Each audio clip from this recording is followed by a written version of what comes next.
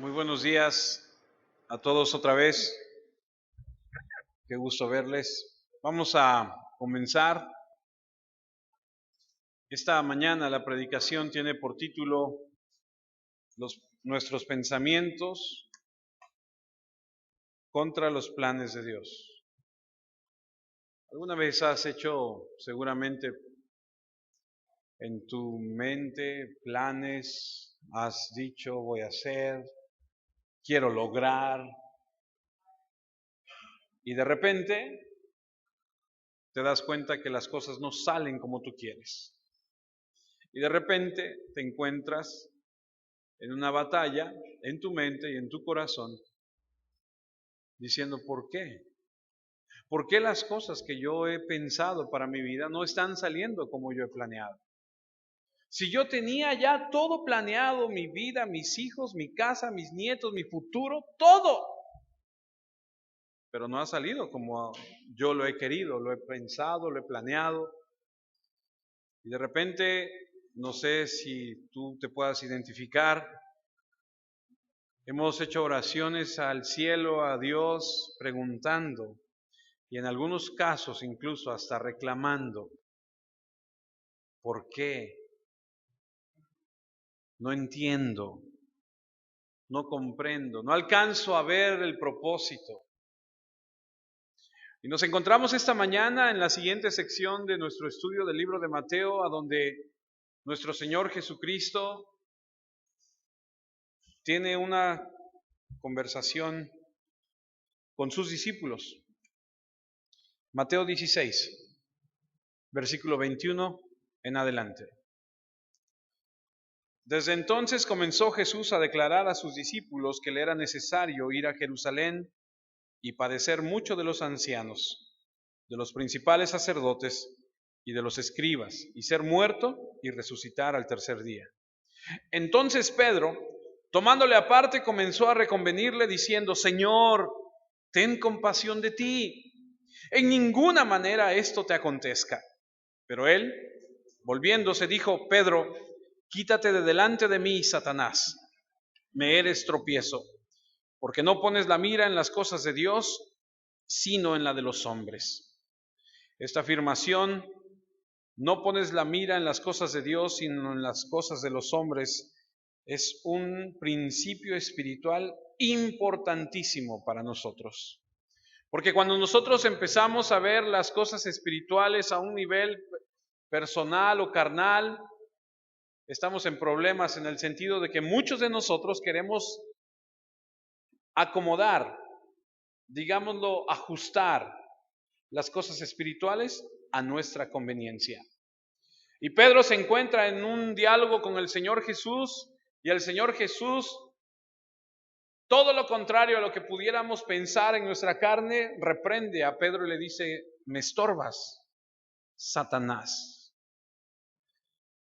Y hace una distinción muy clara entre las cosas de Dios y las cosas de los hombres. Los propósitos y los planes gloriosos de Dios están en contra de los propósitos pecaminosos, errantes y ciegos de los hombres. Y la Biblia hace hincapié a lo largo de sus páginas que la forma de pensar de los hombres no es la forma de pensar de Dios, amados. Dice el Proverbio 14, versículo 12. Dios ve las cosas diferente. Proverbios 14, versículo 12 dice, hay camino que al hombre le parece derecho, pero su fin es camino de muerte. Lo que tú y yo, amado hermano, en nuestra mente finita, pequeña, pudiéramos llegar a pensar que las cosas están bien, delante de Dios, analizándolo a la palabra de Dios, puede estar totalmente equivocado. El Salmo 77, un libro atrás, el Salmo 77, versículo 19, nos habla también acerca de cómo el hombre ni siquiera puede ver por dónde va, no conoce sus pisadas. Dice el Salmo 77, versículo 19, en el mar fue tu camino y tus sendas en las muchas aguas, y tus pisadas no fueron conocidas. El hombre es errante. ¿Usted sabe lo que le espera mañana? No, ni usted, ni yo, ni nadie. No conocemos el mañana. Andamos por la vida y la gran mayoría de la humanidad ve el mañana de manera distinta a lo que dice la Escritura. Mucha gente se levanta por la mañana y dice, ay, un día más, y a ver qué sucede y a ver qué pasa, y nunca toma en cuenta lo que Dios dice. Nunca considera a Dios, nunca pone en manos del Señor. Cuando te cambias de trabajo, cuando te vas a vivir a otra ciudad, cuando haces esto o aquello, tomas una decisión, ¿consultas a Dios para hacerlo? ¿Doblas tu rodilla y le pides al Señor dirección? ¿O simplemente tomas una decisión y dices, pues a ver qué sale? La gran mayoría lo hace. He hablado con algunos de ustedes, hermanos, y algunos me han dicho, pusimos en manos del Señor y le pedimos que nos dirigiera, que nos guardara, y Dios nos libró. Y Dios nos guarda, y Dios nos ayuda, y las cosas salen para bien, dice la Escritura, aquellos que aman su nombre.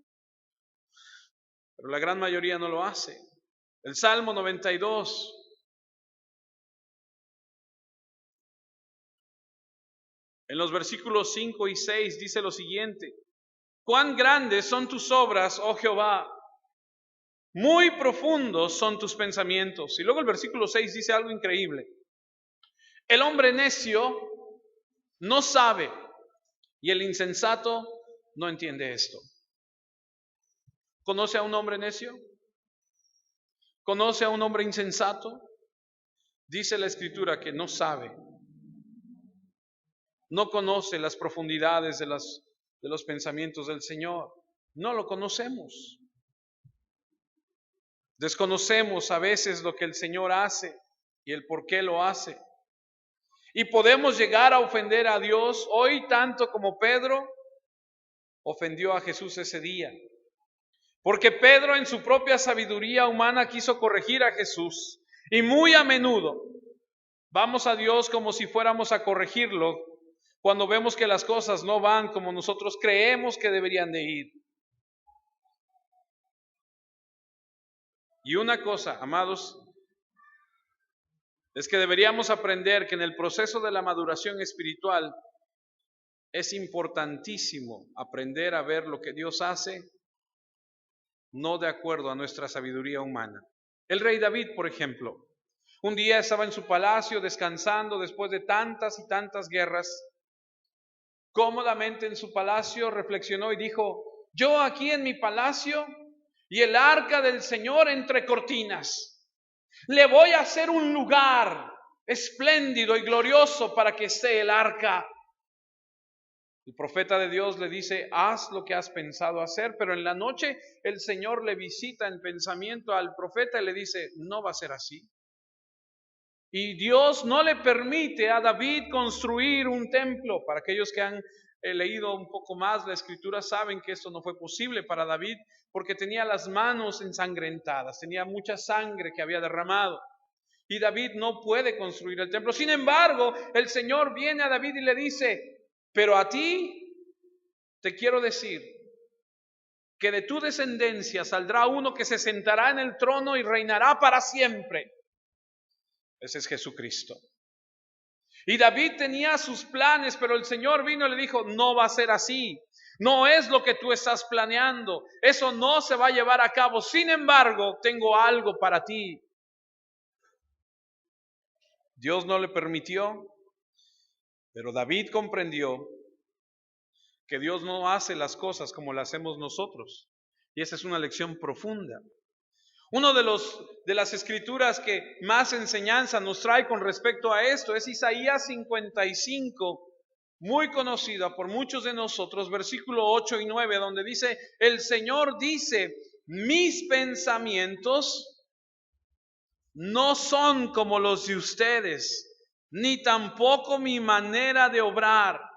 Porque así como el cielo está tan arriba de la tierra, de igual manera mi manera de obrar es tan diferente a la de ustedes. Mis pensamientos son más altos que los suyos.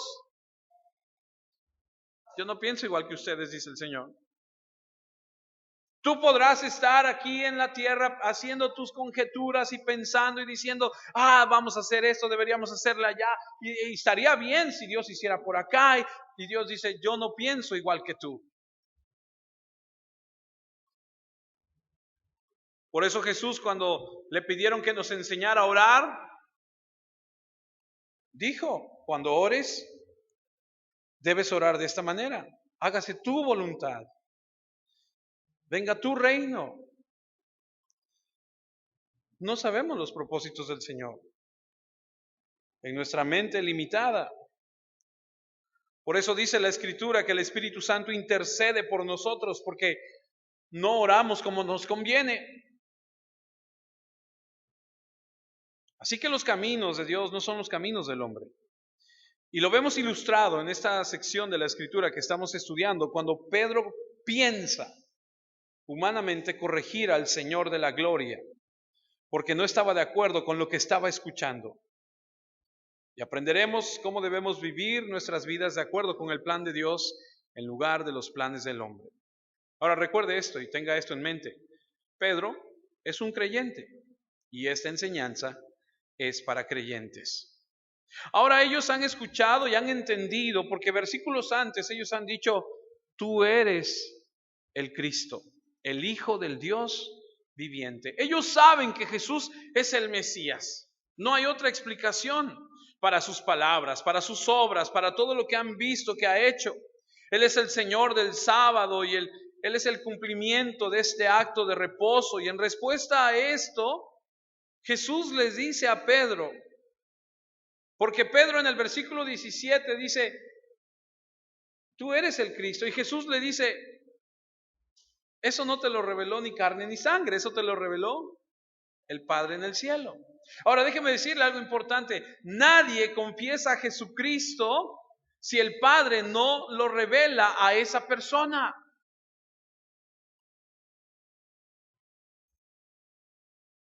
Nadie va al Señor si el Señor no lo atrae. Las ovejas perdidas no andan buscando a su pastor, el pastor anda buscando a las ovejas perdidas. Y entonces nos encontramos que después del rechazo, la hostilidad y todo lo que se está viviendo, Jesús les dice a sus discípulos que Él va a edificar a su iglesia, a la asamblea redimida.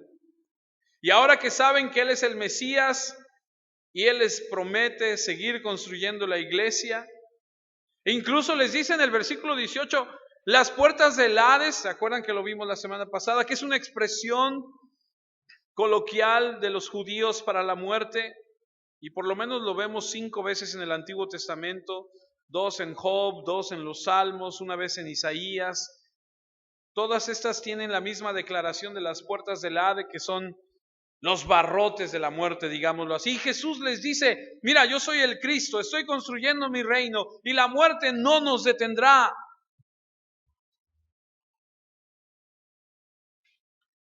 Pero Jesús les dice, tengo que morir.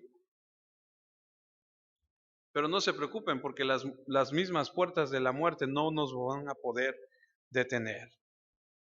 Así que después de todo esto, vamos a entrar a lo que dice el Señor. Mateo 16, 21.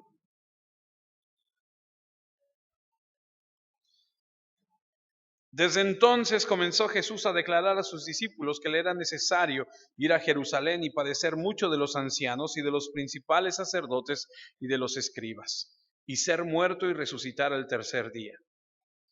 Les dice la verdad que necesitan saber para entenderlo. Claro que ellos entendieron que Él era el Mesías, entiende que va a construir la iglesia, han escuchado que las puertas de la muerte no lo van a poder detener. Pero lo único que no han alcanzado a comprender es que este Mesías debe sufrir, morir.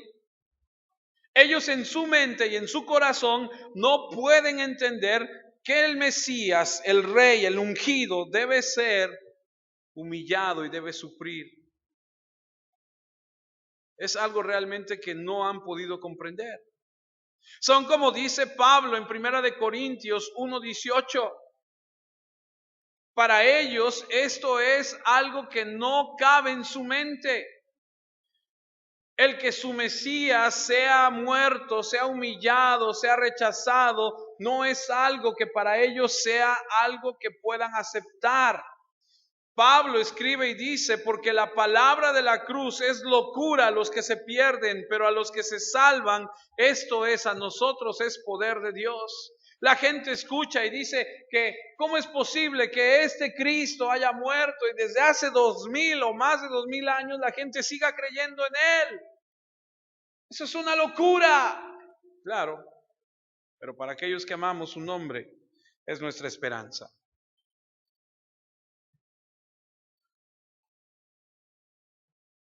La cruz es una piedra de tropiezo. Ellos no les cabía en la mente que su Mesías fuera asesinado, fuera humillado. Y por eso Jesús les dice, hasta que lo entiendan, hasta que lo comprendan, vayan y predíquenlo. Por eso en el versículo 20 les dice, no le digan a nadie que yo soy el Cristo. Pero eso no va a suceder, no les va, permítanme usar esta expresión, no les va a caer el 20 hasta después de la resurrección. Cuando Jesús resucita y viene el Espíritu Santo y les hace recordar todas las palabras que Él les enseñó, dicen, con razón nos decía tal cosa, con razón nos explicó aquello. Hasta después de la resurrección es que ellos van a entender que este realmente era el Mesías. Y ahorita en este momento no lo entienden. Es interesante observar cómo Jesús les empieza a mostrar lección tras lección tras lección de lo que va a suceder.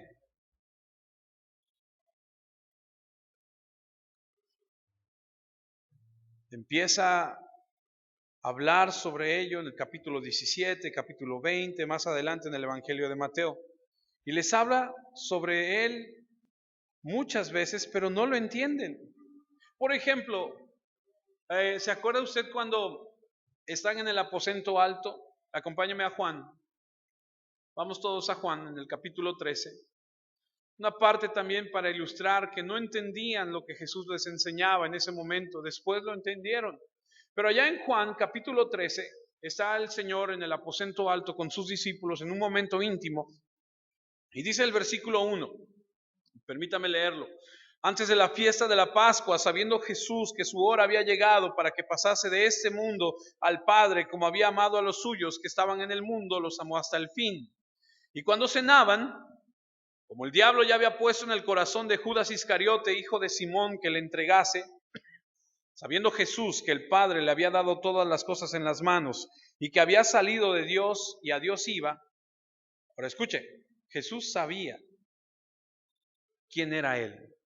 No batallaba con que, aquí yo soy el que mando. Jesús no batallaba con eso. Jesús no batallaba con tener que ponerlos en su lugar para que ellos entendieran que Él era el Mesías. Él sabía quién era. Y el versículo 4 dice, se levantó de la cena, se quitó su manto y tomando una toalla, se la ciñó, es decir, se la amarró. Luego puso agua en un lebrillo y comenzó a lavar los pies de los discípulos y a enjuagarlos con la toalla, enjugarlos, ¿verdad? Con la toalla con que estaba ceñido. Entonces vino a Simón Pedro y Pedro le dijo, Señor, ¿tú me lavas los pies? Respondiendo Jesús le dijo, lo que yo hago tú no lo comprendes ahora, mas lo entenderás después. Ahora escuche, Pedro dice, no es posible que mi Mesías, que mi Cristo, que mi Salvador, que mi Señor me lave a mí los pies. No, eso no puede ser.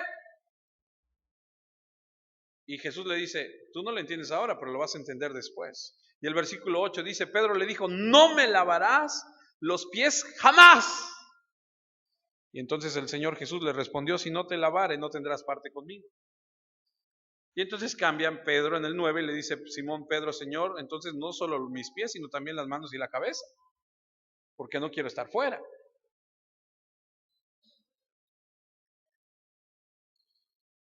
Pedro lo que está diciendo es, no tengo espacio en mi mente, en mi corazón, para un Mesías humillado, no puede ser. Por eso cuando Jesús fue a la muerte, se dispersaron. Por eso en el camino de Maús no entendían, había una confusión total acerca de lo que había ocurrido. Nunca entendieron plenamente hasta que vino el Espíritu Santo y trajo estas cosas a su memoria. Y cuando el Espíritu Santo vino y les hizo recordar, entonces fue como, ahora entiendo. Fue como si se prendieran las luces y se convirtió en algo tan real todo lo que él había dicho. Me regreso al versículo 21. Desde entonces comenzó Jesús a declarar a sus discípulos que le era necesario ir a Jerusalén y padecer mucho de los ancianos, de los principales sacerdotes y de los escribas, y ser muerto y resucitar al tercer día. Y si me permite, quisiera tomar esta expresión, desde entonces. Y Mateo usa esta misma expresión en otra parte. Ahorita lo vamos a ver, pero si pudiera, detengámonos en desde entonces, que es una frase clave que parece una declaración a la superficie bastante intrascendente, pero no es así, porque lo que marca es un momento distinto. Como Mateo 4:17, no lo busqué, ahí está. Mateo 4:17 dice, ¡tarán!, desde entonces comenzó Jesús a predicar, es decir, marcó un tiempo diferente. Esta expresión de Mateo que él usa es desde entonces, en 4:17 dice, a partir de este momento Jesús empezó a predicar. Y en el 16, donde estamos ahorita, que dice desde entonces, marca otro momento en la historia. Y el tiempo que marca es el comienzo de una enseñanza privada hacia sus discípulos. Y vamos a ver a partir de entonces una nueva época en la vida de Jesús sobre el ministerio privado hacia estos hombres. Y a continuación dice, desde entonces, y les enseña, le era necesario, y usted a lo mejor quisiera en sus notas resaltar esta expresión, necesario ir a Jerusalén. Es un imperativo divino. No había un plan B. Si alguien alguna vez le pregunta, ¿por qué tuvo que morir Jesús? Esta es la respuesta. Le era necesario. Porque Dios desde antes de la fundación del mundo había puesto en marcha este plan.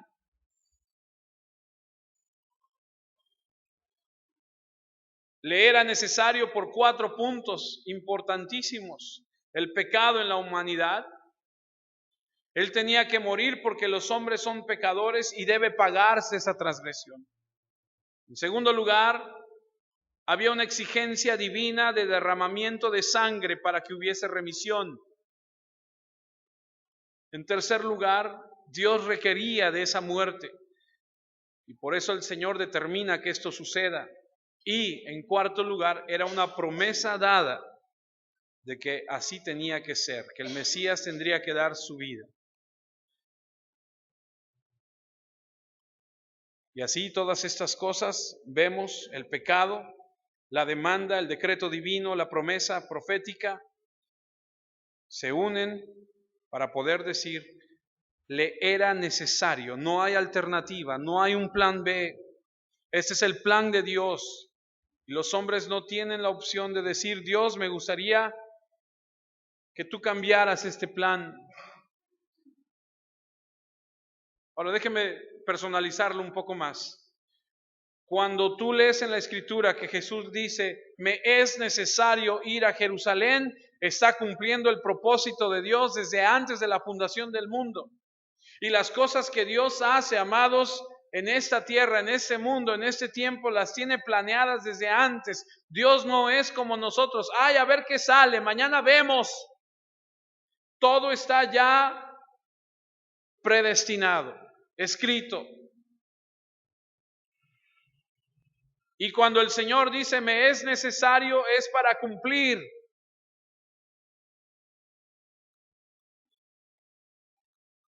Y cuando tú y yo decimos, Dios, me gustaría quiero que sepas mis planes y quiero que te ajustes a lo que yo quiero, a lo que a mí me gustaría. Suena ridículo y sin embargo lo hacemos todo el tiempo cuando decimos, oye Dios, no entiendo lo que estás haciendo, yo tengo un mejor plan. No me gusta el sufrimiento que estoy pasando, no me gustan las circunstancias, cómo se están dando, y empezamos a hablarle a Dios de lo que creemos que es mejor.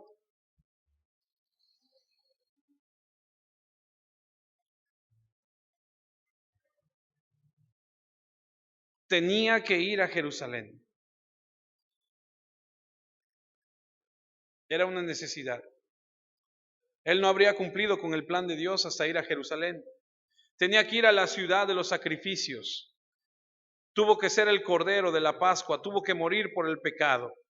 Y en el momento en el que lo dice, si usted regresa y lee, él está lejos de Jerusalén. Y él pudo haberse quedado en esa región y haber dicho, pues aquí me quedo. O sea, no voy. O sea, si voy, yo sé a lo que voy. Mejor me quedo, ando de pueblo en pueblo, de rancho en rancho, como decimos en mexicano, rancheando, sano a la gente, y aquí nos quedamos y no pasa nada. Pero la Biblia dice que él tenía que ir a Jerusalén. Ahora, los discípulos saben que el Mesías, han escuchado que Jesús tiene que morir.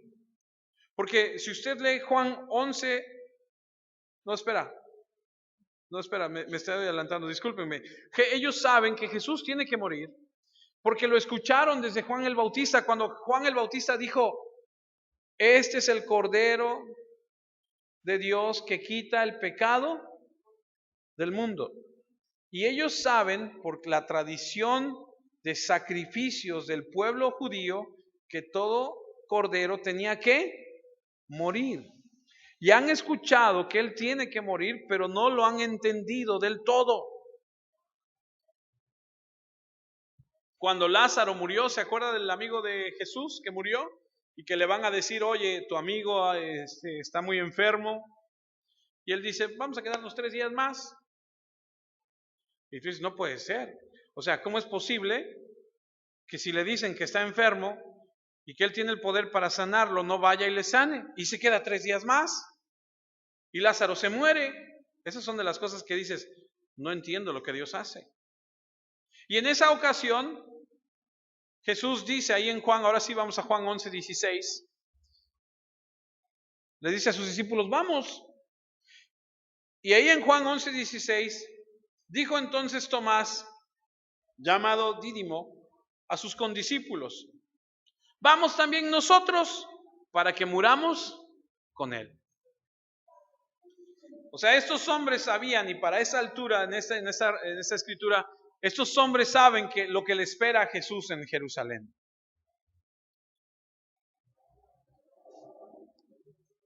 Le esperaba hostilidad. En Jerusalén a Jesús le esperaba hostilidad, muerte, sufrimiento. Usted recuerda Mateo 15:1 cuando leímos que los escribas, los fariseos de Jerusalén vinieron a él, dice Mateo 15:1, entonces se acercaron a Jesús ciertos escribas y fariseos de Jerusalén diciendo, es decir, en Jerusalén ya se había escuchado de este Jesús, ya estaban en contra de él. El que él fuera a Jerusalén le representaba tener que enfrentar a este sistema religioso que no lo soportaba. Porque Jesús siempre los expuso y sacó a la luz su hipocresía y lo odiaban por eso. Algo que me impacta a mí es que Jesús, a pesar de que tenía que ir a Jerusalén, nunca corrió, nunca huyó, nunca se escondió. Los judíos no tuvieron que perseguirlo, él fue a Jerusalén. No tuvieron que cazarlo como fugitivo y decir, vamos detrás de Jesús y vamos a armar todo un sistema para cazarlo y vamos a publicar, buscamos y recompensa por Cristo. No, él fue a Jerusalén. Pero me encanta porque Jesús dice, a mí la vida nadie me la quita. Juan 10:18. sino que yo de mí mismo la pongo. Tengo poder para ponerla y tengo poder para volver a tomarla. Este mandamiento recibí de mi Padre. Jesús le dijo a Poncio Pilatos, si no fuera por Dios, tú a mí no me podrías hacer nada. Le dijo, si yo quisiera, puedo mandar a traer una legión de ángeles para que me defiendan. Y aquellos que han leído un poco más la Biblia saben que en una ocasión un ángel mató a 145,000 sirios. Y una legión es bastante poderosa. Si uno es bastante fuerte. Y Jesús les dice, no me puedes hacer nada si el Padre no te lo permitiera. Aquí estoy. Si yo quisiera, mando a traer el ejército de los cielos, pero no lo voy a hacer. Aquí estoy. Él se entregó, tuvo que ir a Jerusalén, fue a morir porque ese era el plan divino. Otra de las fases del plan divino que también no podemos alcanzar a entender es que Él tenía que sufrir, padecer mucho de los ancianos, dice ahí Mateo 21, 16, 21, y de los principales sacerdotes y de los escribas. Esos tres grupos de personas constituían el Sanedrín, que era el tribunal gobernante de Israel. Los ancianos, los jefes tribales, los líderes respetados, jueces en el país, los sacerdotes, saduceos, escribas, fariseos, todos ellos estaban en la corte legal, gobernaban la tierra, porque acuérdense que le he platicado que Roma tiene el control de Israel, pero les da la libertad que entre ellos juzguen a su pueblo. Roma solamente toma los tributos y les dice, ustedes juzguen a su pueblo, ustedes háganlo, nada más no pueden matar a nadie sin nuestra autorización. Por eso llevaron a Jesús a Poncio Pilato, si no ellos sin pensarlo lo hubieran crucificado. Y él va a estos líderes religiosos de Israel a pesar de que sabe lo que va a pasar y de que el juicio es una burla.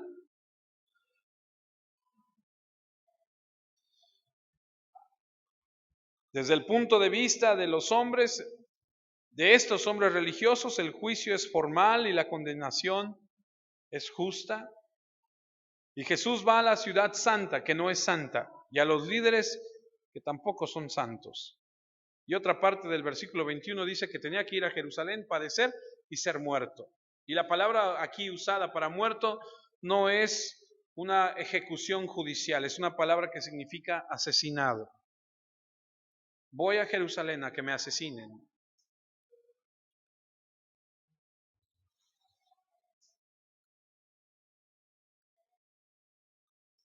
Y es por eso que Pedro en su mente dice, no puede ser.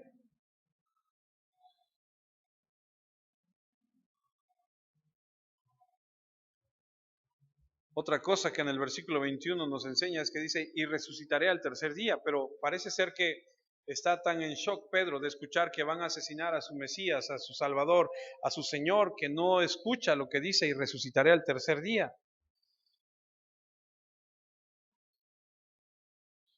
Ya lo había dicho anteriormente en Mateo 12:40, cuando dijo, como Jonás estuvo 3 días y 3 noches en el vientre del gran pez, así estará el Hijo del Hombre 3 días y 3 noches en la tierra. Y hizo alusión a esto, de que iba a resucitar al tercer día, para que no pensaran como la hermana de Lázaro, Señor, ya hiede.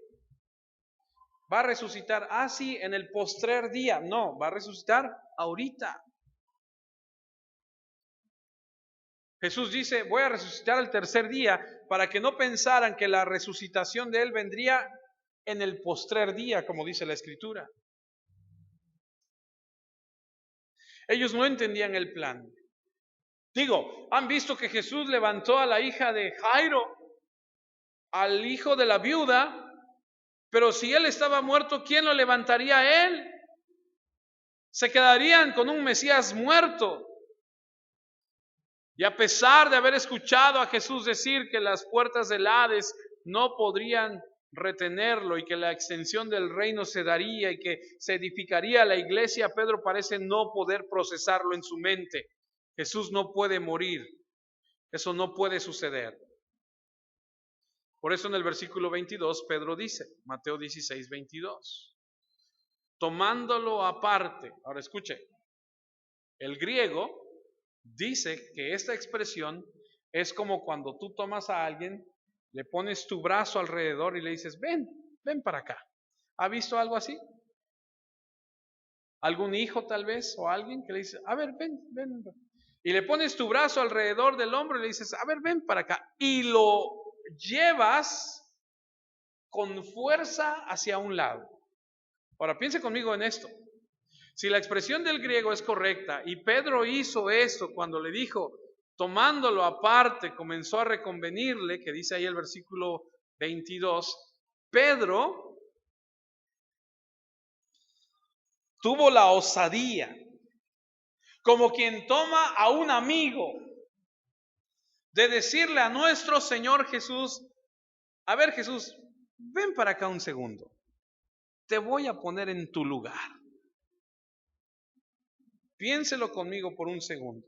Ahora, yo puedo ver osadía de parte de Pedro, pero por el otro lado puedo ver una humildad de parte de nuestro Señor Jesús yendo con Pedro. También me llama mucho la atención que si el Señor Jesús hubiese caminado con una vestimenta sobrenatural, con una investidura sobrenatural, Pedro jamás se atreve siquiera a decirle algo. Y lo que podemos ver es que Pedro es humano. Y Pedro tiene la osadía de decirle, a ver Jesús, ven. Y lo aparta y lo lleva a un lado y le quiere convencer. Ahora, antes de que nos vayamos a la yugular de Pedro y decir, ay, ese Pedro, qué bárbaro, qué cosas hace. Antes de pensar siquiera eso, déjame decirte que tú y yo hemos hecho lo mismo. Cuando le hemos hecho oraciones a Dios diciéndole, Señor, solo quiero decirte que las cosas no están saliendo como yo las planeé y creo que debes ayudarme a cambiarlas. Porque no entiendo por qué me están pasando estas pruebas y estos sufrimientos. No sé por qué tengo este problema. No sé por qué perdí mi trabajo. No sé por qué se murió tal persona. Señor, no sé cuál es tu plan, pero el mío no es así, no cuadra. No percibo cómo se va a mejorar esto. Y queremos ofrecerle a Dios un mejor plan.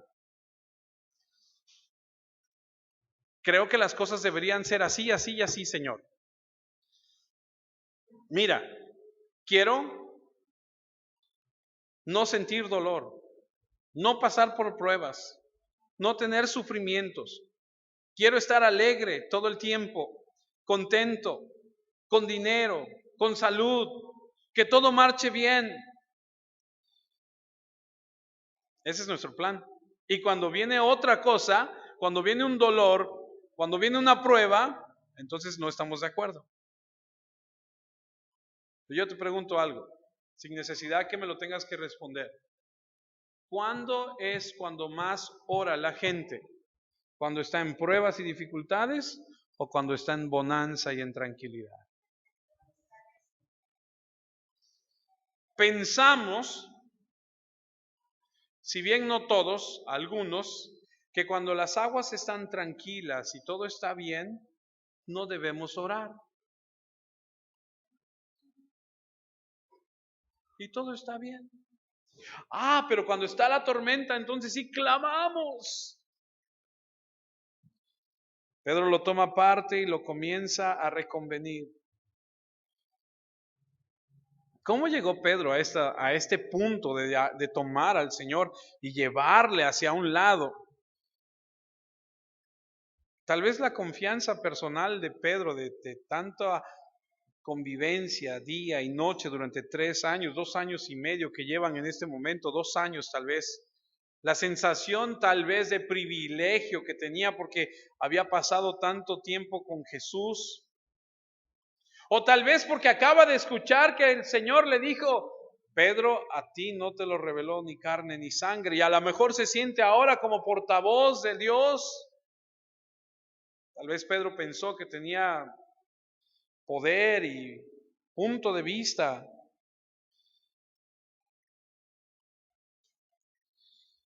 Y entonces trata de reconvenirle. Y le dice, Señor, ten compasión de ti. Y en ninguna manera esto te acontezca. No te hagas esto, no vayas a morir.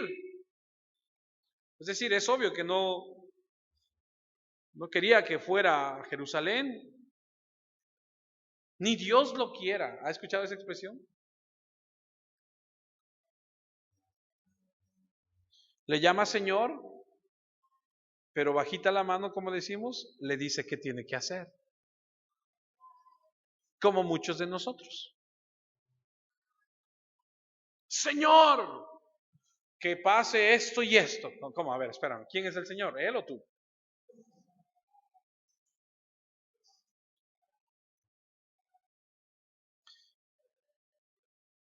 No te hagas esto, Señor. Date un respiro. Tómalo con calma.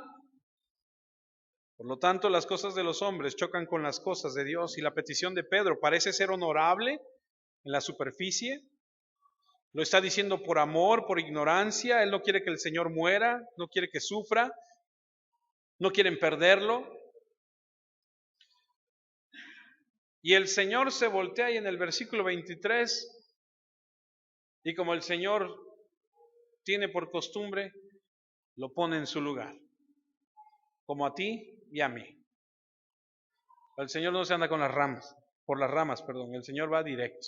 Versículo 23, pero él volviéndose dijo a Pedro, quítate delante de mí, Satanás, me eres tropiezo porque no pones la mira en las cosas de Dios sino en la de los hombres. Un reproche bastante fuerte. Dos términos, quítate delante de mí y Satanás. ¿Por qué dice eso? Porque tan pronto como Pedro le dice esto a Jesús, el Señor inmediatamente sabe la fuente de dónde vienen estas palabras y le dice, quítate de mí, Satanás, porque lo ha escuchado en otra ocasión en el desierto cuando Satanás le dice, no sufras. Di a estas piedras que se conviertan en pan, no sufras. Aviéntate y los ángeles te cacharán, no sufras. Era una tentación y la Biblia dice que fue una tentación. Y el Señor tenía que soportar todos los pecados de toda la humanidad sobre la faz de la tierra en su propio cuerpo, en la cruz. Él sería separado de Dios, del Padre en ese momento, bajo ese horror de conocer la marca del pecado en su vida.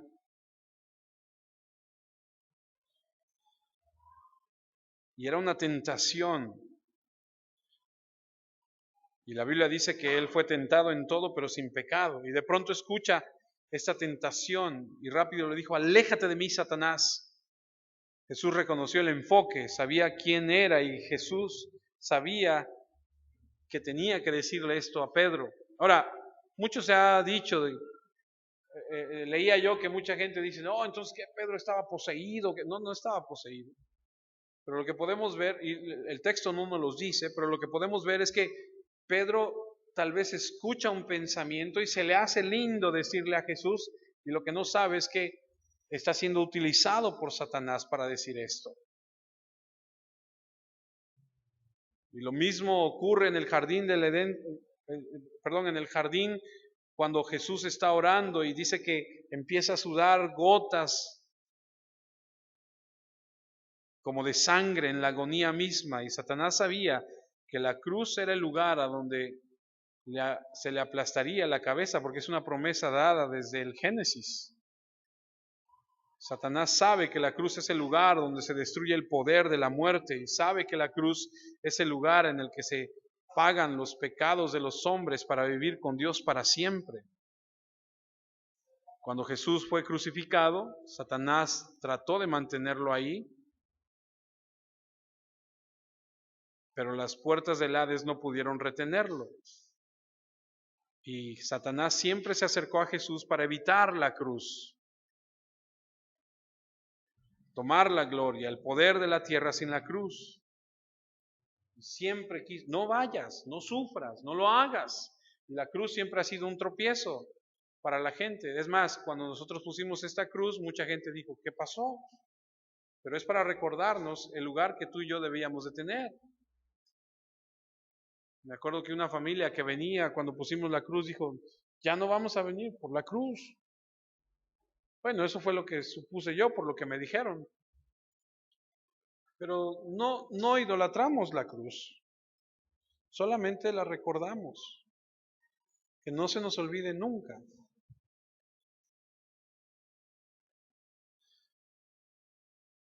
Satanás susurrando al oído de Pedro y Pedro diciendo esto y Jesús le dice, me eres tropiezo. Pedro se había convertido en un obstáculo y estaba poniendo como quien pone un cebo en una trampa. Y una y otra vez el tentador lanzaba este ataque y la gente todavía ve a esa cruz como un tropiezo.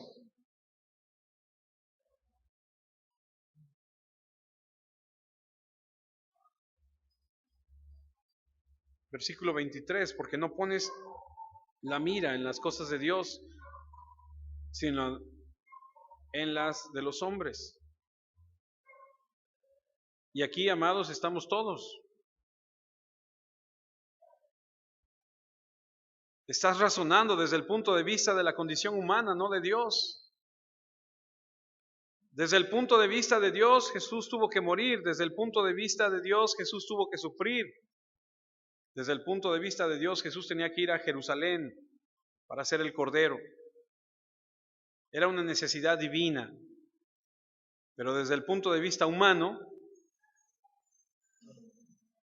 esto era algo incomprensible con este Mesías. No podía ser. Los hombres todavía ven la cruz como una locura, porque nuestros pensamientos no son los pensamientos y los caminos nuestros no son los caminos de Dios. Y Pedro estaba actuando como un hombre carnal, estaba razonando de manera egoísta, centrado en sí mismo y no podía ver el proceso final. Él quería eliminar el dolor, no comprendía el producto final, de manera que despreció el presente. Y amados, así somos todos nosotros, no queremos sufrir, no queremos pasar por dolor, no queremos pasar por pruebas. Y decimos, ay no, mejor lo evito. Pero la Biblia habla y dice que tú y yo en el proceso de crecimiento espiritual tendremos que pasar por eso. El Señor para purificarnos nos mete al fuego como se mete el oro para quitarle toda la escoria. Y tendremos que ser probados y hay sufrimiento y la Biblia habla de eso. Pero nadie quiere pasar por eso. La gente rechazaba a Jesús porque Jesús los confrontaba con su pecado. La gente quería evitar eso, pero no se puede. Tú y yo queremos, se los he dicho en muchas ocasiones, al Salvador, pero no abrazamos al Señor. Y queremos evitar ese proceso de dolor y queremos evitar todo sufrimiento, porque no pensamos como Dios piensa. Dios ve la gloria futura.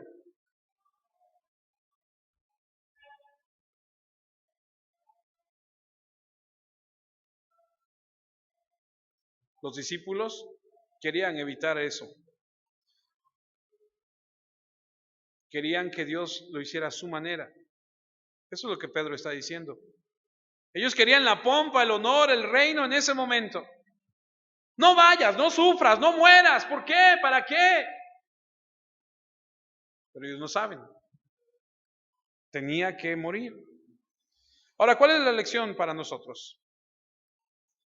El Salvador, el Mesías, el Hijo de Dios, no puede adecuarse a las definiciones de los hombres, porque Él es el cumplimiento del plan de Dios. Y si tú estás buscando un Salvador, un líder religioso, un libertador, un Mesías, uno que mejor se ajuste a lo que tú crees que Él debería hacer, tú no estás buscando a Jesucristo.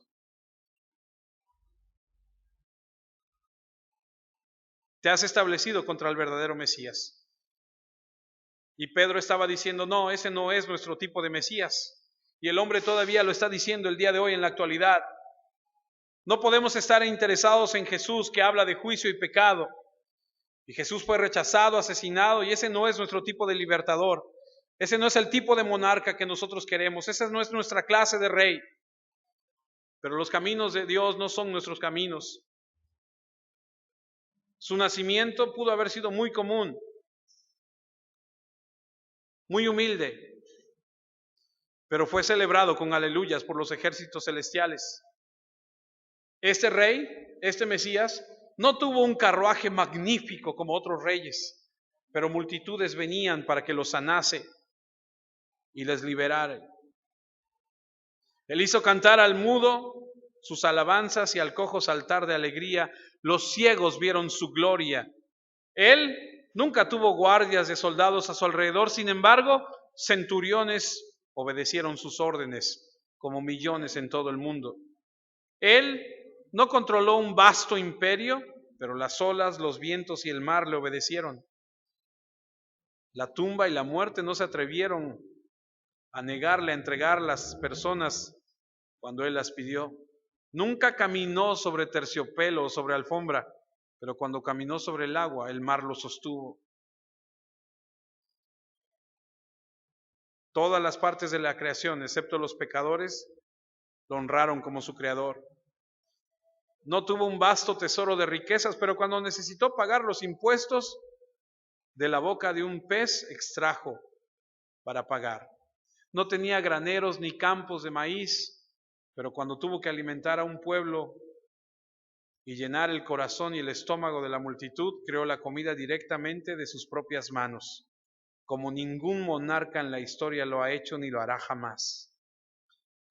Cuando murió, no fue como otros monarcas que exigieron y dijeron: cuando yo muera, que la gente llore cuando yo me muera. No, no fue así. Pero la propia naturaleza, solemnizando la muerte de su autor, el cielo y la tierra se dolieron. El sol se vistió de negro y la tierra tembló. La costumbre judía era rasgarse las vestiduras en la muerte de alguien, y no muchos lo llevaron a cabo, y entonces las piedras tomaron su lugar y se partieron hasta las entrañas. No tuvo tumba propia, pero las tumbas de otros hombres se le abrieron cuando él murió. Él no se ajusta necesariamente a la definición humana como Salvador, porque los caminos de Dios no son los caminos del hombre, pero Él era, es y será siempre para el mundo el Salvador que necesitan. Pedro no lo entendió hasta después, porque después predicó que Cristo tuvo que sufrir. Predicó en su mensaje en Hechos, en Primera y en Segunda de Pedro. Y debemos aprender que hay dolor en el proceso de refinación y que si vas a seguir, tienes que tomar tu cruz, como él dijo, y vas a perder tu vida. Pero él también dijo que el que pierde su vida la hallará.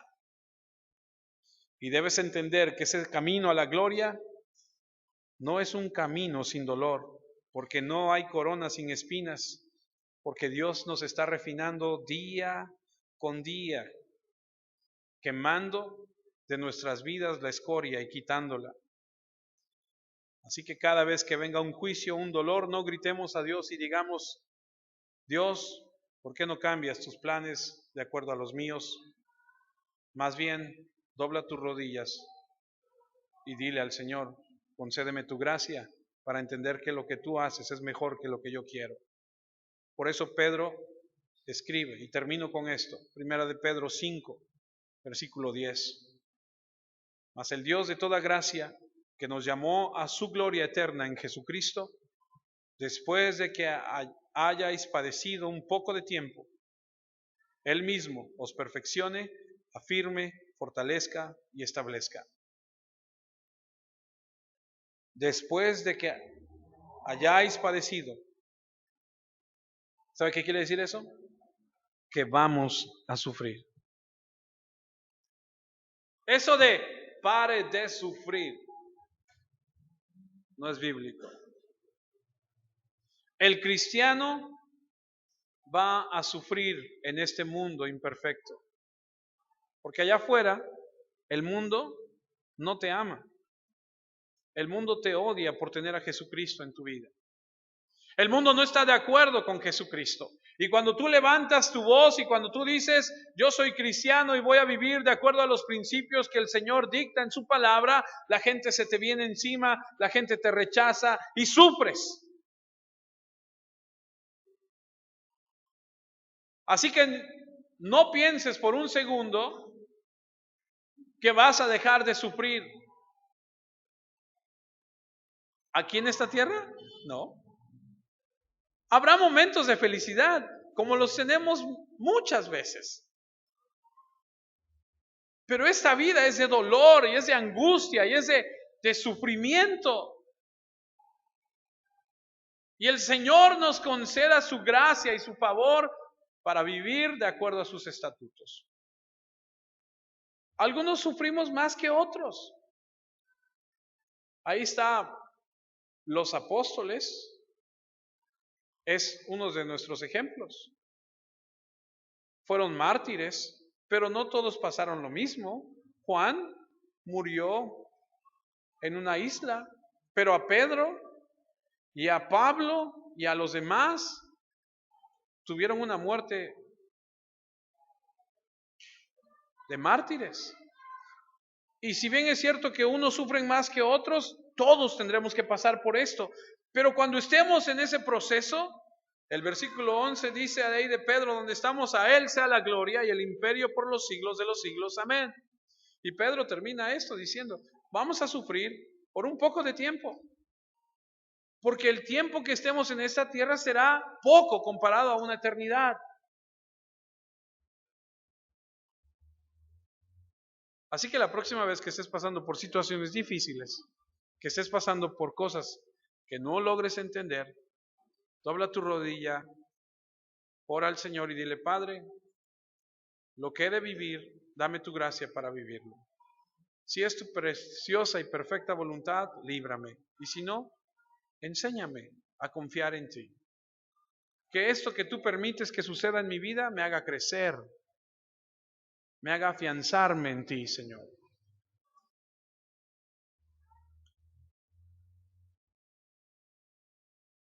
¿Entiende lo que le digo? Dios tiene el poder para librarnos si Él quiere. Y a algunos nos ha librado de mucho. ¿Cierto? En su gran amor y misericordia nos ha dicho, ok, no. Y a otros nos ha dicho, tienes que pasar por esto. Tienes que ir por este proceso. Y tienes que aprender en medio de ese dolor quién soy yo. A Él sea la gloria. Pedro, quien escribe esta parte, lo aprendió. Y escribe. Después de que hayáis padecido un poco de tiempo. Algunos estudiamos las dos cartas de Pedro y aprendimos que Pedro pone como ejemplo a nuestro Señor Jesucristo de los sufrimientos. Ahora lo entendió. En aquel momento cuando le dice, no te pases, no lo entiende, pero ahora lo entiende y lo aprendió. Aquí el punto es, ¿lo aprenderás tú? ¿Lo aprenderemos nosotros? Incline su rostro y oremos. Señor, quiero darte gracias por este momento, por tu palabra. Hay tantas cosas que nos hacen falta comprender todavía, Señor, y aprender. Padre, pero en este proceso que tú tienes para cada uno de nosotros, te pido que nos ayudes a madurar y a crecer. Que nos ayudes a comprender, Señor, lo que tú estás haciendo. Las cosas que tú haces, Señor, que tú permites, las cosas que vivimos, Señor. Permítenos, Señor, vivirlas con la actitud en nuestro corazón de honrar y exaltar tu bendito nombre siempre. Pase lo que pase en nuestra vida, siempre tengamos en nuestro corazón la actitud de decir, a ti sea la gloria y la honra por siempre. Señor, gracias porque en medio de las situaciones que vivimos, podemos ver tu mano. Podemos ver cómo nos libras, nos ayudas, siempre nos das una salida, siempre nos das tu favor y tu gracia. Porque no nos has dejado, ni nos dejarás nunca. Permíteme, Señor, empezar a comprender un poco